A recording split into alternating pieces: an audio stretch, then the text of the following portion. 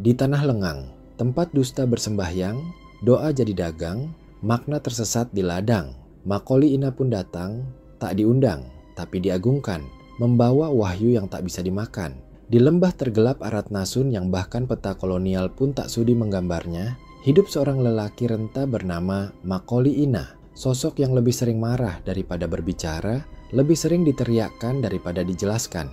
Ia bukan nabi, bukan sastrawan, bukan pula filsuf, tapi ia diyakini memegang kunci semesta oleh pengikutnya, yang tunduk bukan karena cinta, melainkan karena tidak mengerti.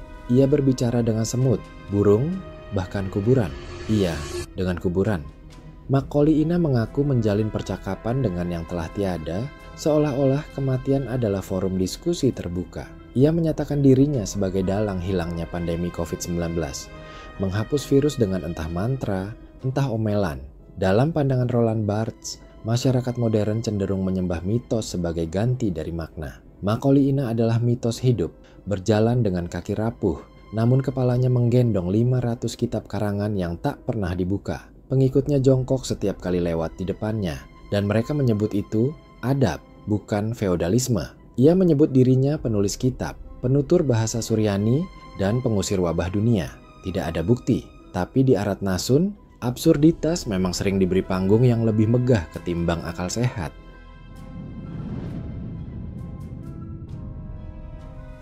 Tak ada pagi tanpa bentakan, tak ada sore tanpa makian. Macaulay Ina bangun bukan dengan doa, tapi dengan gemuruh suara yang membuat langit seolah menahan hujan karena takut. Amarahnya bukan karena hal besar. Seekor ayam berkokok miring saja bisa membuatnya mencak-mencak, seolah alam sedang memberontak terhadap kehendaknya. Tapi anehnya, di mata pengikutnya, amarah itu bukan cacat, melainkan tanda karomah. Bagi mereka, semakin marah, semakin suci. Fenomena ini mengingatkan pada apa yang pernah dikritik oleh Michel Foucault, bahwa kekuasaan seringkali menyaru dalam bentuk disiplin yang absurd, dan masyarakat memeluknya seperti ritual.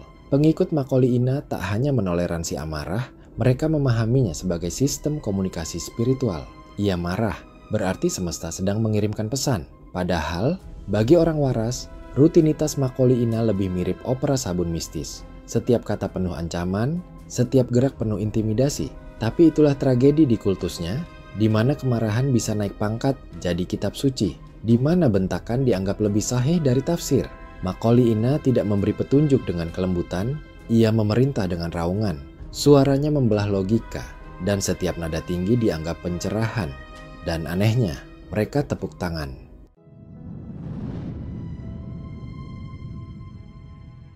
Pengikut Macaulay Ina adalah model sempurna dari fanatisme buta. Mereka tetap setia, bukan karena alasan logis atau bukti nyata, tapi karena kekuatan ilusi yang dipancarkan sang pria tua pemarah itu. Ketidakmasukakalan ajaran Macaulay Ina tidak pernah jadi penghalang. Justru, semakin absurd ajaran itu, semakin besar kebanggaan mereka menjadi pengikut. Seperti kata Blaise Pascal, manusia sering memilih untuk percaya dalam ketidaktahuan demi kenyamanan batin. Para pengikut ini memilih melepaskan akal sehat demi ilusi pengabdian, seakan meyakini bahwa logika adalah musuh utama spiritualitas. Ketika Macaulay Ina berteriak tanpa alasan, mereka diam. Ketika ia mengklaim bisa mengusir wabah tanpa bukti, mereka percaya. Dalam dunia yang merindukan pencerahan, mereka malah membangun kuil kebodohan. Kesetiaan mereka ibarat terowongan gelap tanpa ujung, mengubur pertanyaan kritis dan menggantinya dengan mantra penghambaan. Apakah itu cinta? Atau hanya kebutuhan manusia untuk merasa bagian dari sesuatu? Meski harga yang dibayar adalah akal, di Aratnasun, pengikut Macaulay Ina mengajari kita satu hal. Logika bisa ditukar dengan kesetiaan, dan absurditas bisa menyulap pengikut jadi penggemar fanatik tanpa alasan.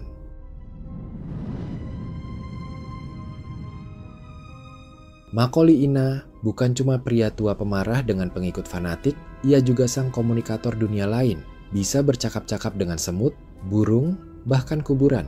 Klaim ini tak hanya melampaui batas rasionalitas, tapi sudah menembus wilayah keajaiban yang nyaris gila. Bagi pengikutnya, kemampuan ini bukan ilusi, melainkan karomah yang patut dihormati. Namun, dari sudut pandang filsuf Bertrand Russell, klaim tanpa bukti hanyalah kesia-siaan. Ketika seseorang berkata bisa berbicara dengan makhluk tak bernyawa, logika mengajukan pertanyaan, apakah itu metafora, delusi, atau sekadar sandiwara? Tapi pengikut Macaulay memilih menerima semua tanpa kritik, membiarkan akal sehat terkubur dalam kebutaan spiritual. Dialog dengan semut dan burung, seperti menunggu jawaban dari radio rusak. Ngobrol dengan kuburan, lebih mirip dialog dengan keheningan yang dipaksakan. Di kultusnya, batas antara realitas dan khayalan kabur, Macaulay berdiri sebagai dalang di tengah panggung absurditas itu. Di dunia yang menuntut bukti, pengikutnya lebih memilih mitos. Dan ini membentuk lingkaran setan kepercayaan buta tanpa ruang untuk keraguan.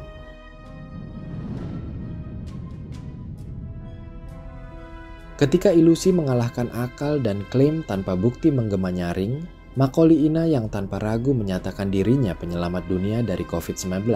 Sebuah pernyataan besar tanpa satupun jejak bukti. Sebuah paradoks yang menggambarkan bagaimana manusia mudah tergoda oleh janji kosong dalam kegelapan kebodohan.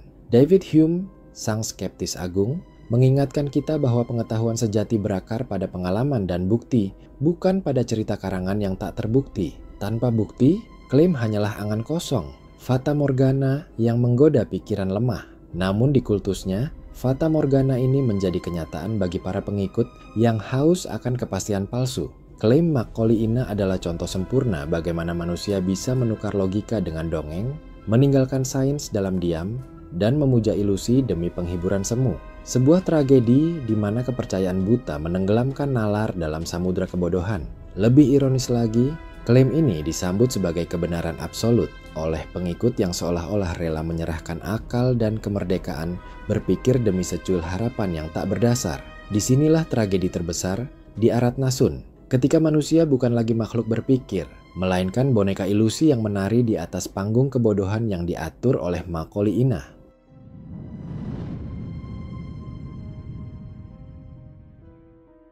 Di jantung kekonyolan spiritual kultusnya, Macaulay menyalurkan warisan suci bukan lewat pemikiran, bukan lewat diskusi, bukan pula lewat tulisan, melainkan lewat mulut yang dikokop. Sebuah seremoni surrealis yang lebih mirip adegan dari pentas teater absurd ketimbang ritual pewarisan ilmu. Tak ada naskah, tak ada pelatihan, hanya mulut Macaulay dan bibir penerus yang dicekam, dikokop, diludahi. Dalam pandangan Epictetus, kehormatan manusia terletak pada kebebasan batinnya, pada kemampuannya memilih dan berkata tidak. Tapi di hadapan Macaulay kebebasan itu ditelan, dilumpuhkan dalam satu genggaman tangan yang menggantikan makna dengan kekuasaan. Warisan yang diberikan bukanlah ilmu, melainkan kepatuhan mutlak. Pewarisan tanpa pertanyaan, hanya perintah dan penerimaan. Ini bukan pendidikan, ini perbudakan dalam jubah suci. Lidah-lidah dibungkam sebelum bisa mengajak akal sehat. Mulut-mulut ditutup sebelum sempat bertanya, apa yang sebenarnya sedang aku warisi? Dan sementara para penerus terdiam, Macaulay melangkah angkuh, yakin bahwa kebisuan adalah tanda keberhasilan doktrinnya. Di kultusnya, keheningan bukanlah bentuk kedalaman, melainkan hasil paksaan.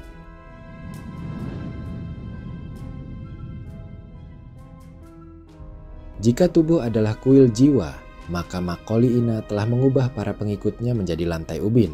Di kultusnya yang murung akalnya, lewat di depan Macaulay tak cukup dengan menunduk hormat. Tidak, di sini engkau harus jongkok, seperti pelayan istana feodal yang telah menelan tongkat kehormatannya sendiri.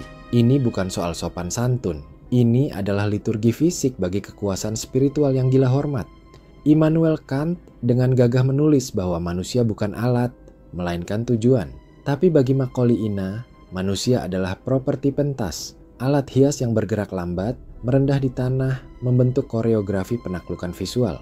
Jongkok bukan lagi simbol kerendahan hati, melainkan bukti bahwa logika bisa dilipat-lipat hingga menyentuh debu. Di kultusnya, tanah lebih dimuliakan daripada pikiran. Dan yang lebih memuakkan, pemujaan ini disebut adab. Kata yang indah dijadikan selimut bau untuk menutupi bangkai feodalisme spiritual. Di tangan Macaulay kata-kata besar dikebiri, lalu dijadikan rantai emas untuk menundukkan leher-leher pengikut yang telah kehilangan vertebranya. Di zaman di mana manusia seharusnya berdiri tegak, para pengikut Macaulay memilih berlutut, bukan karena cinta, bukan karena hormat, tetapi karena mereka telah diajarkan bahwa merangkak adalah bentuk tertinggi dari kesetiaan.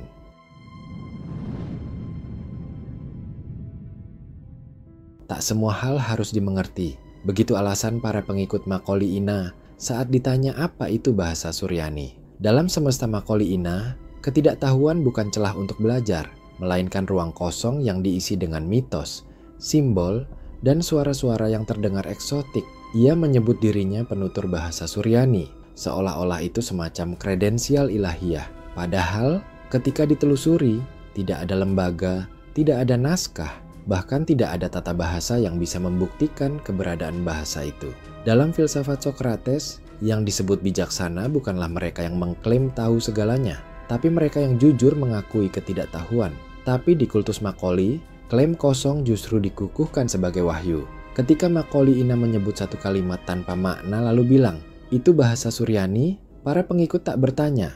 Mereka berdecak kagum, bahkan ada yang menangis. Rasionalitas diremukkan oleh aksara yang bahkan tidak memiliki alfabet. Bahasa, dalam peradaban manusia adalah jembatan menuju pengertian. Tapi dalam tangan Macaulay Ina, bahasa justru jadi tembok, jadi alat untuk menciptakan batas antara yang suci dan yang biasa. Mereka yang bisa mengucap bunyi asing dianggap pewaris langit, yang bertanya malah dianggap kafir, sombong, atau kurang adab. Dan mungkin yang paling tragis dari semua ini, pengikutnya tidak tahu bahwa mereka sedang diperdaya oleh kalimat yang tak bermakna, tapi dibungkus dengan karisma. Sementara Socrates mengajak kita bertanya, Macaulay Ina melarang itu. Karena dalam dunia Macaulay, bertanya adalah ancaman, dan bahasa adalah topeng, bukan jendela.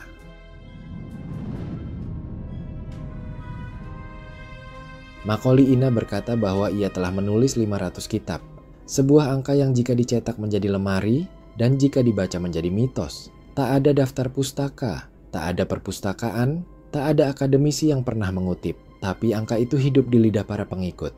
Mereka mengulangnya seperti tasbih, membanggakannya seperti warisan agung, meski belum pernah menyentuh satu halaman pun. Di kultus Macaulay, angka bukan alat ukur, tapi senjata untuk memukul akal sehat. René Descartes, sang penggagas keraguan metodis, meletakkan fondasi berpikir modern dengan satu prinsip sederhana. Segala hal yang tak bisa diverifikasi patut diragukan. Tapi ajaran itu tak berlaku di lingkaran Macaulay Ina. Di sini, meragukan berarti menghina. Dan mempertanyakan keberadaan kitab dianggap sebagai bentuk kedangkalan spiritual. Mereka bilang, kitab itu tak bisa dibaca sembarang orang. Hanya Macaulay yang mampu menafsirkannya. Sungguh satu langkah lagi menuju pemujaan total. Descartes percaya bahwa berpikir adalah inti dari eksistensi, tapi Macaulay Ina membaliknya. Tidak berpikir adalah jalan menuju kebaktian.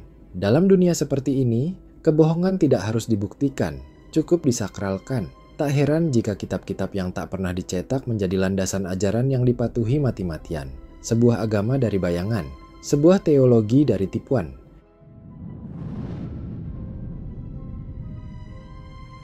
Dalam gema zaman yang penuh ilusi dan lenguh para pengikut yang jongkok, bukan karena hormat, tapi karena dogma, Macaulay Ina berdiri seperti tugu Fata Morgana. Ia, sang pria tua pemarah, dijadikan mercusuar oleh mereka yang takut pada terang. Ia tak hanya mengajarkan, tapi menciptakan dunia alternatif. Tempat kebodohan bukan cacat, melainkan kebajikan yang diwariskan.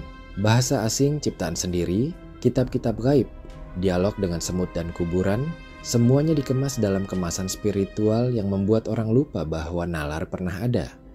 Giambattista Vico dalam magnum opusnya The New Science berkata bahwa sejarah manusia bergerak dalam 3 tahap, zaman para dewa, zaman para pahlawan, dan zaman manusia. Namun, setelah itu, datanglah era gelap, saat mitos menggantikan rasio dan khayal menghapus realitas. Barangkali kita sedang hidup di era itu lagi. Era ketika tokoh seperti Macaulay Ina dianggap suci, bukan karena akhlaknya, tapi karena absurditasnya lebih spektakuler daripada kebenaran. Kultusnya bukan sekadar tanah, ia adalah lanskap mental, tempat di mana akal sehat mati pelan-pelan di tangan orang yang terlalu yakin pada khayalannya. Dan selama manusia lebih nyaman disihir daripada disadarkan, maka Macaulay Ina akan terus hidup, tak sebagai orang, tapi sebagai simbol, lambang kemenangan absurditas atas akal. Di sirkus gelap, absurd jadi raja, akal terperangkap, mimpi jadi penjaga. Macaulay Ina tetap berdiri penggah sebagai simbol kebodohan dalam kultus yang lelah. Jancok! Wes, kagok sama saya. Unik disebut sesat, dilawan sama saya sekarang. Tapi membutuhkan unik, betul atau tidak? Goblok deh. Oh, celeng. itu nggak tahu ilmu huruf, ditayangkan masalah kitab Suryani, saya harus menjelaskan. Datang ke pondok pesantren, bukti nyata bubuk roti tino mata